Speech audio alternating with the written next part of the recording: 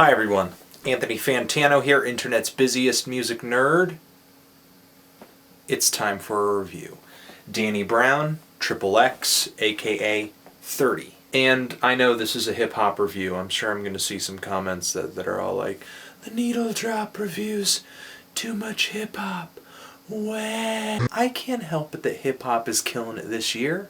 I can't help that. I'm just following my ears. You know, what do you want me to review? So, a lot of people have been asking me to review this thing, and I'm glad I checked it out. I'm glad I did. I might have actually slept on this, because the first time I ever heard of Danny was last year when he came out with his album The Hybrid. He emailed me a page where I could stream the whole LP in full. It's an email I'm sure he sent to a lot of blogs. He said something like, "Pitchfork took a whack at my album.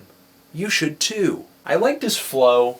I was kind of into his voice at the time, but I just had a hard time seeing what the big deal was. I didn't like a lot of the beats on the album.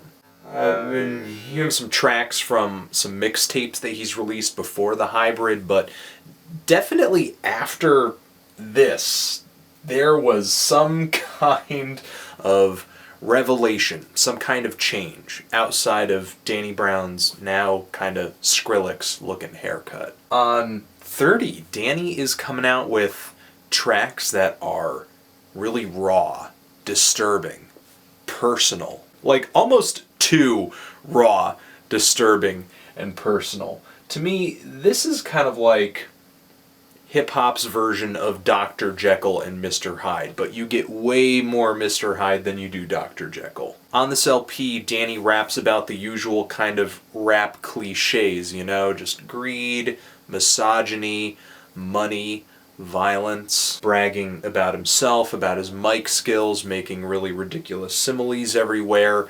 But, like the Death Grips album that came out earlier this year, he takes all of these ideas and brings them to such an extreme they kind of become parody. It's a kind of cartoony embrace of drugs and violence that reminds me of Eminem back when he was kind of in his prime. And when I say cartoony, the dude does sound kind of silly, and it's not just because Squidward is the first pop culture reference on this album.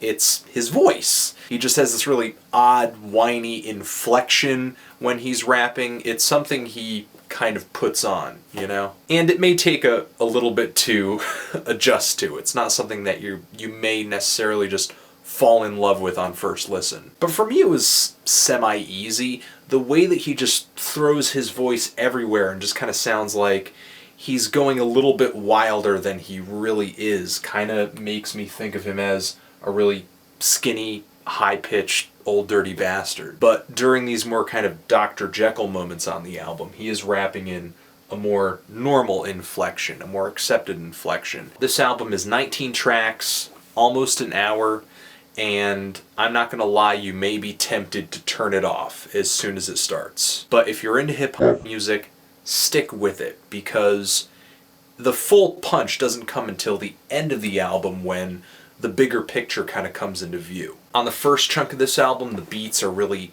sparse, odd, electronic, a lot of atmospheric synths hanging in the background, something I could almost hear like Little B spitting over a little bit. The track Die Like a Rock Star has these really fuzzy bass notes hanging in the background, and the lyrics on that track are pretty much about these excesses that Danny raps about, kind of bringing him to an early end. And that's the character he plays here. The character is excessive, but not necessarily stupid. Like on the track Radio Song, which is a pretty clever piece of satire, where Danny's pretty much spitting in the face of commercial rappers with a very annoying hook, intentionally annoying. And the song Bruiser Brigade comes out really violent, almost in a parody of violence, sounding kind of like a Waka Flocka Flame track, and even referencing him in the process. But as weird as Danny gets, I feel like maybe there's a little bit of Danny in all of us, because he was pretty much reading my mind on the song I Will, the first part of it.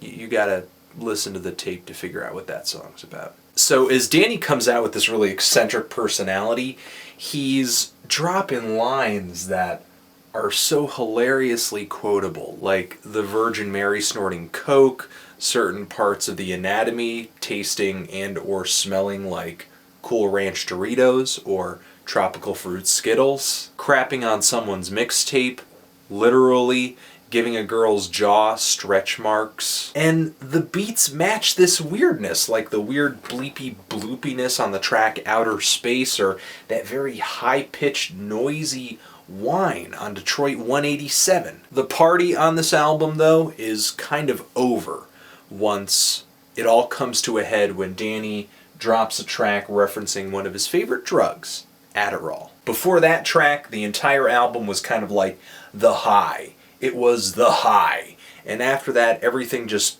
drops into a depression. After this point, Danny is rapping in a more normal inflection, and he drops a track called DNA, where he's rapping about how his addiction is like hereditary, and kind of coming to terms with it, rapping about losing family members and friends and pretty much like letting go of his life. But I love the ending of this album, where Danny is back to his weirder character. He's back on the drugs. He's having an emotional meltdown. His entire life is melting down. He's overdosing on pills. Paramedics are trying to revive him. He's rapping about Fool's Gold finally signing him. And it's just a really hectic ending to this thing. On this LP, there are a lot of moods and styles, sounds, layers, and personality. It comes on strong. It comes on kind of weird too. Don't listen to this and just observe it at the surface. Scratch below, interpret, think, observe, and enjoy. I'm feeling a light to decent 8 on this. I think it's great. There were some tracks here that underwhelmed me a little bit toward the middle of the album, but strong start and strong finish. But what do you think of this thing? Loving it? Hating it? Why? And what should I review next? Anthony Fantano, Danny Brown, forever.